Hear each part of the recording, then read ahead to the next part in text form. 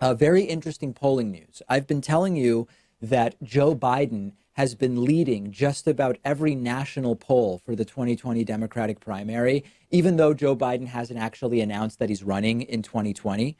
So when I've been reporting the numbers to you, I say Bernie's leading among the candidates who have declared because Joe hadn't declared but was leading most polls.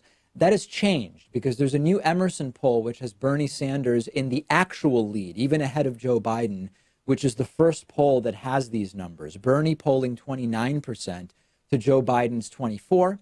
Then you have this sort of next tier, which is Pete Buttigieg, Beto O'Rourke, Kamala Harris, and Elizabeth Warren between 7 and 9%. Then you've got the next tier, which is Julian Castro, Andrew Yang, and Cory Booker with 2 to 3%.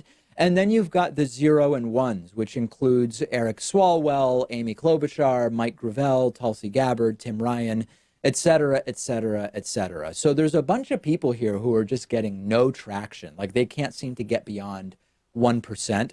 On Friday, I'm going to do an audience question about who do I think is going to drop out the soonest from the 2020 Democratic primary. So I won't go into that now.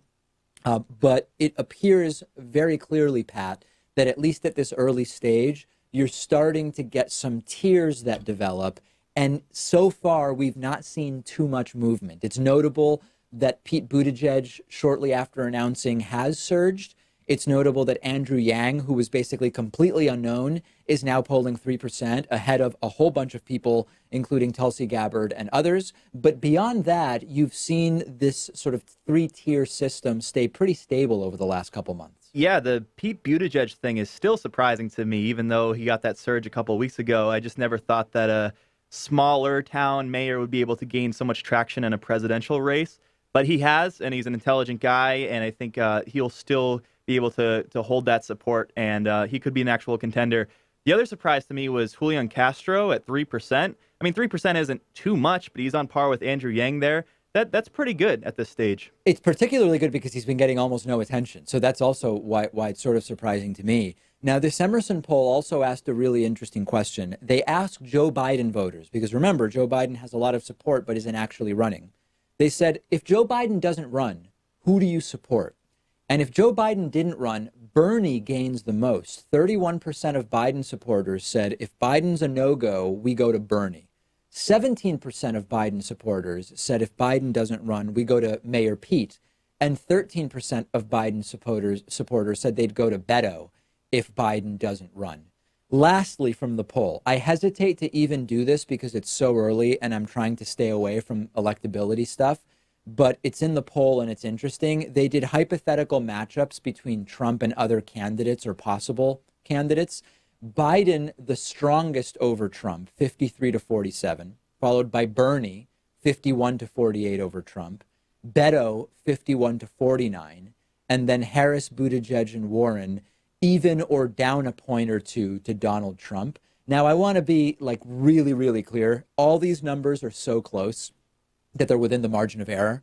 And when the numbers are this close, turnout alone can swing it. And what I mean by that is, even if right now in this poll, Bernie is a point ahead of Harris relative to Trump, if Harris can turn out just marginally more people in key states, she could do better than Bernie against Donald Trump. That's a hypothetical example. So the main takeaways right now, Bernie continuing to climb, Buttigieg making a very strong entrance, Andrew Yang, interestingly, starting from one of the weaker positions candidate-wise in terms of how many people know who he is, up to 3%, and a lot of people just getting no traction whatsoever. Let me know what you think about these numbers. Let me know what you think about how closely we should even be paying attention to them at this early point in the primary.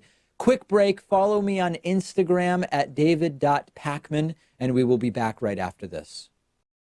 If you love learning new things, you probably want to check this out. The David Pakman Show today is sponsored by Skillshare, and we're giving you 2 entire months of free access to Skillshare when you click the link underneath this video. Skillshare is a vibrant online learning community offering more than 25,000 video classes on just about anything you can think of. Get better at playing an instrument.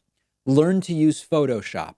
How to edit videos. They have classes on drawing, painting, business, cooking, nutrition, personal productivity.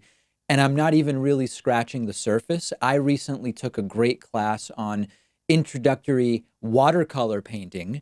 I'm still not good, but I am learning. And you can access the entire library of fun, easy to use online courses for free for 2 months by using the link underneath this video. 2 months of learning something that's totally new to you, something you want to get better at, something you already love, or you can get ahead in your career by learning new skills that will help you at your job. I've gotten a ton out of it. Pat has taken some courses that he's found really valuable, and I think you'll love it too. Get started for free by clicking the link under this video.